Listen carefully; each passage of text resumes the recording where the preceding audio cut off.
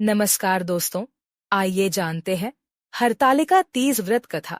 एक बार भगवान शिव ने पार्वती जी को उनके पूर्व जन्म का स्मरण कराने के उद्देश्य से इस व्रत के महात्म्य की कथा कही थी। श्री भोले शंकर बोले, हे गौरी, पर्वतराज हिमालय पर स्थित गंगा के तट पर तुमने अपनी बाल्यावस्था में 12 वर्षों तक अधोमुखी होकर घोर तप किया था।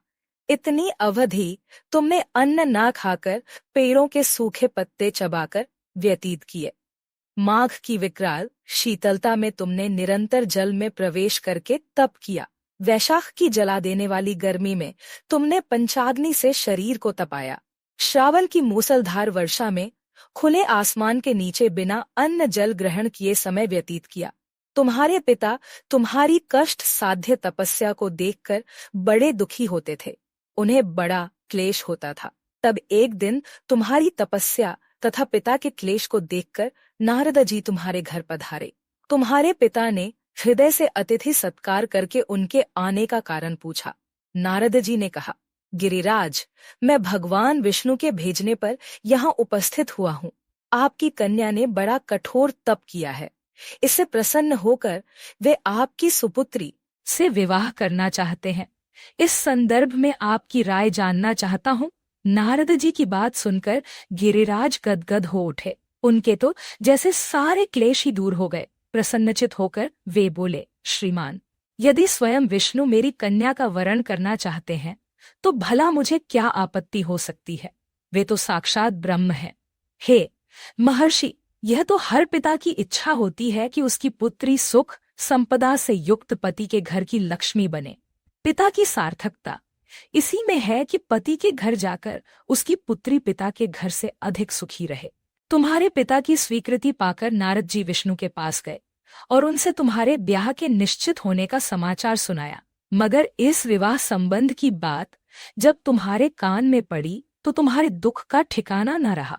तुम्हारी एक सखी ने तुम्हारी इस मानसिक दशा को समझ लिया और उसने तुमसे उस विक्षिप्तता का कारण जानना चाहा। तब तुमने बताया, मैंने सच्चे हृदय से भगवान शिव शंकर का वरण किया है, किंतु मेरे पिता ने मेरा विवाह विष्णु जी से निश्चित कर दिया। मैं विचित्र धर्म संकट में हूँ, अब क्या करूँ। प्राण छोड़ देने के अतिरिक्त अब कोई भी उपाय शेष नहीं बचा है। तुम्हारी सखी बड़ी ही समझदार और सूझबूझ वाली थी। उसने कहा, सखी, प्राण त्यागने का इसमें कारण ही क्या है।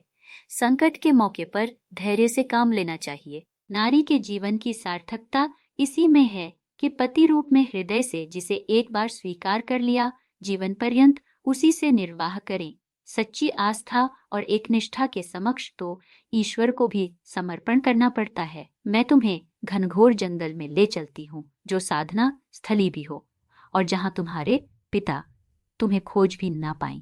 वहां तुम साधना में लीन हो जाना। मुझे विश्वास है कि ईश्वर अवश्य ही तुम्हारी सहायता करेंगे। तुमने ऐसा ही किया। तुम्हारे पिता तुम्हें घर पर न पाकर बड़े दुखी तथा चिंतित हुए। वे सोचने लगे कि तुम जाने कहाँ चली गई। मैं विष्णु जी से उसका विवाह करने का प्रण कर चुका हूँ। यदि भगवान विष्णु बारात लेकर आ गए और कन्या घर पर न हुई तो बड़ा अपमान होगा।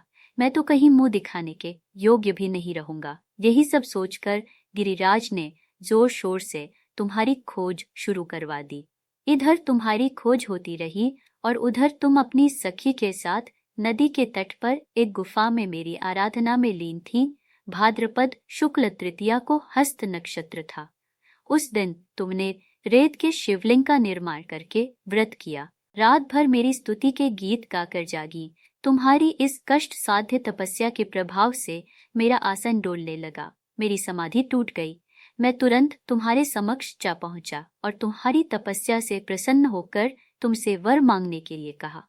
तब अपनी तपस्या के फलस्वरूप मुझे अपने समक्ष पाकर तुमने कहा, मैं हृदय से आपको पति के रूप में वरण कर चुकी हूँ। यदि आप सचमुच मेरी तपस्या से प्रसन्न होकर आप यहाँ पधारे हैं तो मुझे अपनी अर्धांगिनी के रूप में स्वीकार कर लीजिए। तब मैं तथास्तु कहकर कैलाश पर्वत पर लौट आया।